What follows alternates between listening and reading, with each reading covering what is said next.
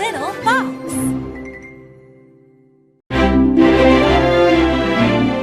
Voyage to the New World.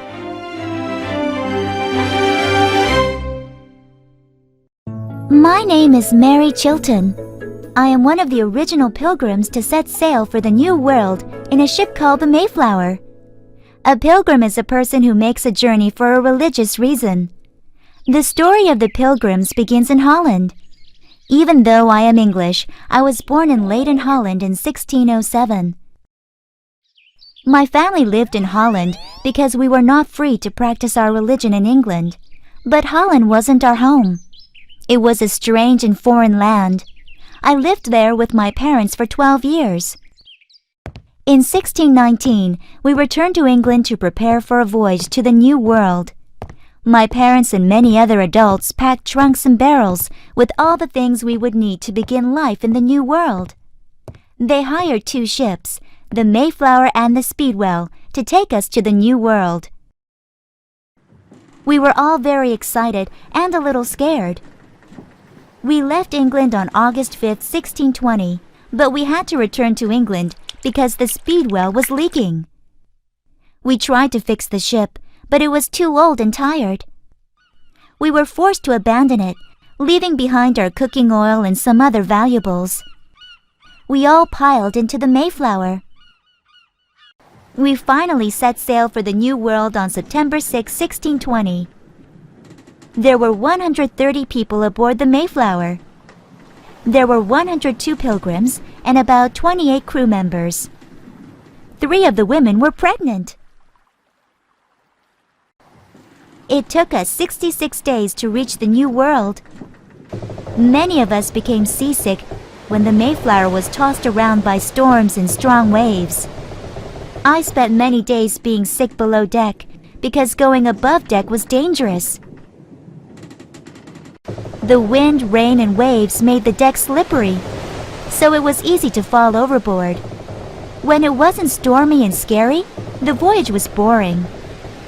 At home, I was never bored because I was busy helping my mother with the sewing, the laundry, or the cooking.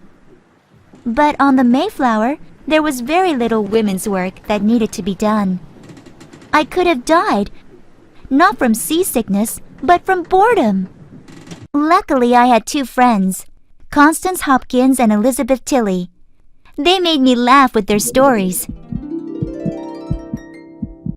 Elizabeth was in love with John Holland, but he took no notice of her. It was both funny and sad, but never boring to watch her unrequited love. When we weren't listening to Elizabeth, we were often trying to avoid Francis Billington. He was a bully who liked to pull our hair. He was such a troublemaker. Once he started a fire on board the Mayflower when he shot his father's gun below deck. Luckily, everyone heard the sound and put the fire out.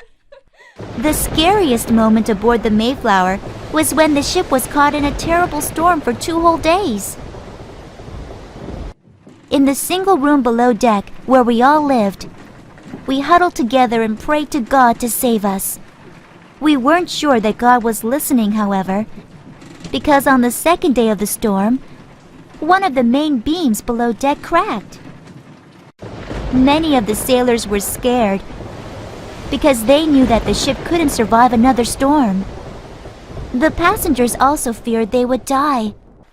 But God was merciful. No other storms caught us, and only 2 men died on the voyage.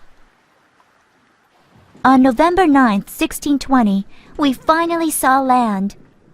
The ship's captain called the place Cape Cod, and he said it was many miles north of Virginia. We were all glad to see land after having spent 66 days in a small room with 102 seasick people. We were also looking forward to breathing fresh air because the Mayflower smelled most unpleasant.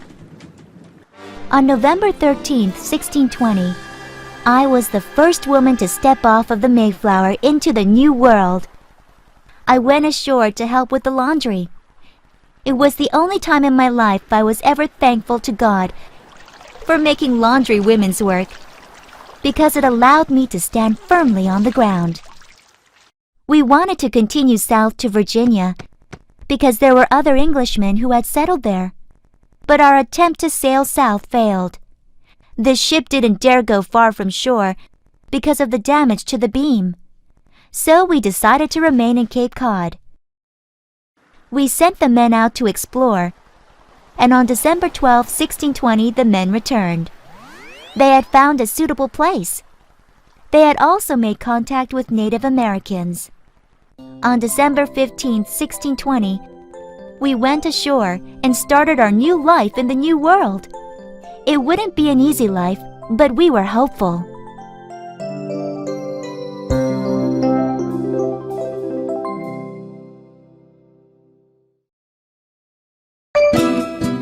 The first Thanksgiving.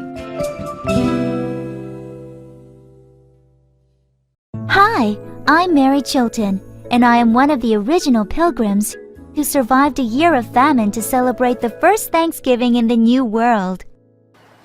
After arriving in the New World, the first thing we needed to do was to write a document that would guide our new society. The men gathered together and wrote the Mayflower Compact. Every man who had traveled aboard the Mayflower signed the agreement on November 21st, 1620. Soon after the Mayflower Compact was signed, the men went exploring to find a place where we could build our new homes.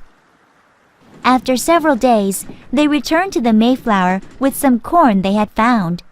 "We think we will find a place to settle soon," they told us hopefully. We were relieved. "Oh, thank the Lord," we said. After 6 more weeks of exploration, our men sent word that they had found a place to settle. December 31st, 1620 was our first chance to see the place we would call home. We named it Plymouth. The weather in January was bad, but the men worked hard to cut logs for the settlement. First, they built a common house to store our tools, furnishings, and supplies. Then they built houses. The work went slowly because many people were ill, and more than half died in the great sickness that winter. My family was one of the hardest hit. I lost both my father and my mother. My father was the oldest pilgrim to make the voyage to the New World, and he died very quickly. My mother was a very strong woman, but she also died. I know in my heart that she died because she wanted me to live. She always made sure I ate first. She would give me some of her food because there wasn't really enough food for all of us to eat. By the end of the winter, more than half of those who had crossed on the Mayflower had died, but the older women were the hardest hit. Only 5 of the 18 original married women aboard the Mayflower survived. Although I was now an orphan with no mother or father, the other pilgrims took me in and treated me with kindness. With so many women dead, I found myself busier than ever. I had to help do the cooking and the laundry for the men and boys who had lost their wives and mothers.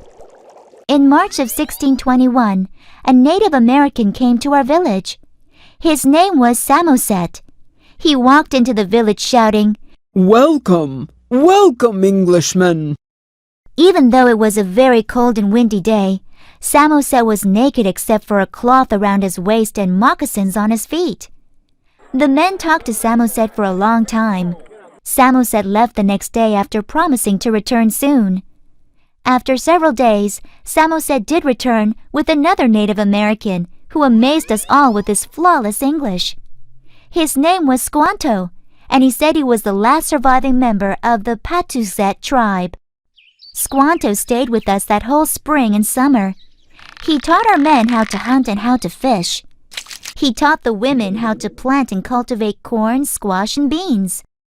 Squanto helped us to make friends with the neighboring tribes. With his help, we signed a peace treaty with King Massasoit.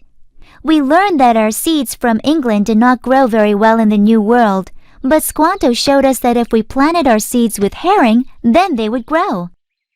Squanto and other Native Americans also helped us with our crops. With their help, our corn, squash, and beans did very well that year. To celebrate our bountiful harvest, we invited the great King Massasoit and his advisors to our village. The feasts lasted for 3 days. We ate duck, turkey, deer, clams, lobster, and many kinds of fish. There were lots of berries, nuts, and several kinds of fruit. But the best dish of all was an Indian pudding made from pumpkin and sweetened with the syrup from a maple tree. We thank God for the success of our harvest and for the kindness of the Native Americans who taught us the skills we needed to survive.